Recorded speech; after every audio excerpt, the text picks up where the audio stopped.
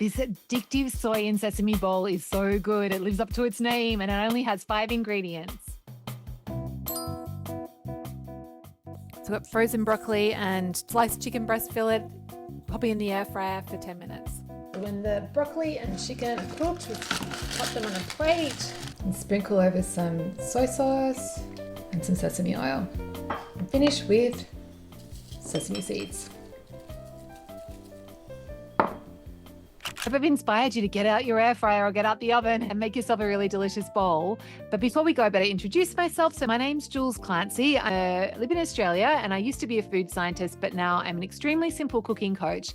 And I help food lovers simplify and enjoy cooking with 3+ ingredient magic meal recipes that make cooking feel so easy. It's almost as if healthy meals are appearing on the table as if by magic. So apart from the simplicity, the other thing that makes my recipes unique is that I always include a list of variations.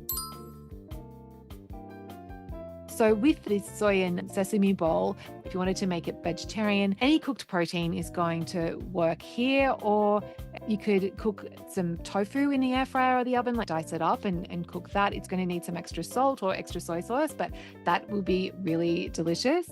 You could also use canned chickpeas. They work really well to be crisped up. Then in terms of different vegetables, pretty much any frozen vegetables will work here. So something like these frozen edamame, soybeans, really good. You could even go with frozen spinach or any of the frozen greens. And another thing I love is to use these frozen veggie rice. They all work incredibly well and the texture is really good on them as well.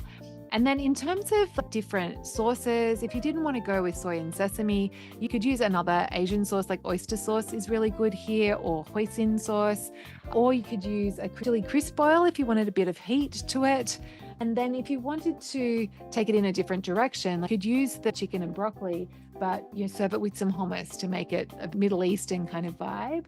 Or you could just use some pesto to turn it into more of an Italian vibe. Or if you wanted to take it to Mexico, you could use some commercial salsa. So I hope you've got millions of ideas now.